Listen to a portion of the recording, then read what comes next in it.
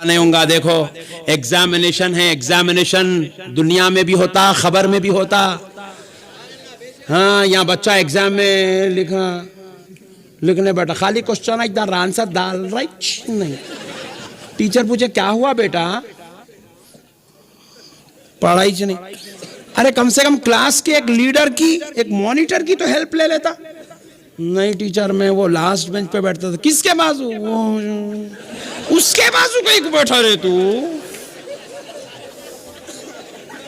सोहबत का असर पड़ता। देखो दोस्तों, तुम हंसो नको लोटो, मगर यहाँ जगह नहीं है घर को जाके। मगर खुदा की कसम मैं तुम्हारे हंसाने नहीं आया हूं। अल्लाह गवाह, इतनी बड़ी बड़ी हस्तियों को रख के खुदा की कसम मैं तुम्हारे हंसा रहा हूं नहीं। मैं तुम्हारे दीन समझा रहा हूं मुसलमानों। मैं तुम्हारा ईमान बचाने के वास्ते वरंगल को आया हूं मेरे भाई। मैं इतनी बड़ी तादाद को, मैं नौज़बिल्लाह मिन ज़ालिक यहाँ पे कोई कॉमेडी करने या कोई हंसाने नहीं आया, खुदा की कसम। मगर मैं सीरियस बोला तो तुम लोग या गलियां भोते बोल के इधर उधर से निकल जाएंगे बोल के इसलिए ऐसा बोल रहा हूं।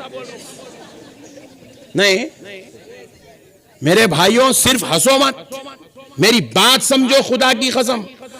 एग्जाम तुम्हें दुनिया में भी लिखना है, अच्छी सोहबत में रहोगे अच्छा एग्जाम लिख सकोगे। अगर खराब सोहबत में रहोगे, उन्हें यूं यूं करा तुम भी यूं यूं करेंगे।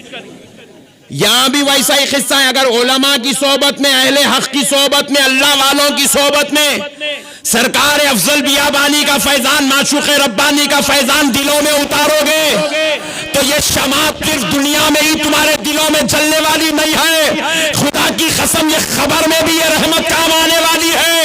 ये फैजान वहां भी काम आएगा, वहां भी माशूक रब्बानी का सहारा साथ आएगा, वहां भी अफजल बियाबानी की इमदाद साथ में आएगी।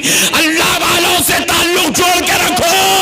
मरने के बाद तुम्हारा जो अकीदा है, याद रखो, वो किसी अमीर की वजह से तुम बर्बाद ना करना। जाहिलों की सोहबत में आकर अपनी आखिरत को बर्बाद मत करो मुसलमानों। हर एक की अपनी लाइन है।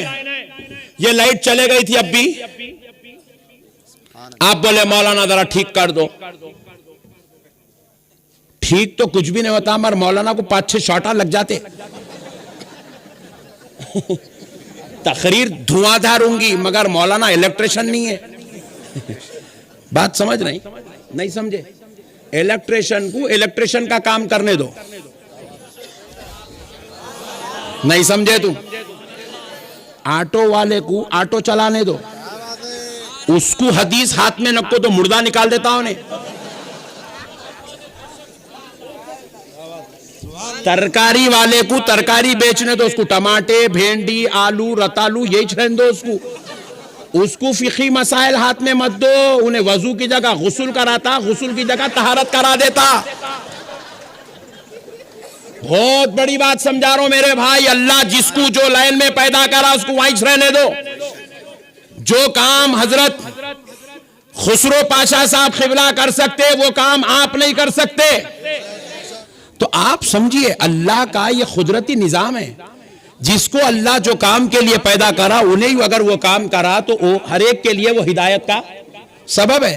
तो इसीलिए प्यारे बुजुर्गों और दोस्तों, अगर दीन सीखना हो तो आज के इस जलसे में बैठकर कसम खा लो, आप किसी ऑटो वाले से दीन नहीं सीखेंगे, किसी तरकारी बेचने वाले से आप हदीस नहीं सुनेंगे, किसी आप रिक्शा चलाने वाले से कुरान नहीं सीखेंगे। आप कुरान सीखेंगे तो उलमा इकराम से सीखेंगे। आप दीन सीखेंगे तो मुफ्तियान इज़ाम से सीखेंगे। आप अल्लाह रसूल की बात सुनेंगे तो अल्लाह वालों से सुनेंगे, ताकि इनके सीनों को जो फैजान मदीना नसीब हुआ है, उनके सदक़े से हमें ईमान की चाशनी नसीब हो जाएगी।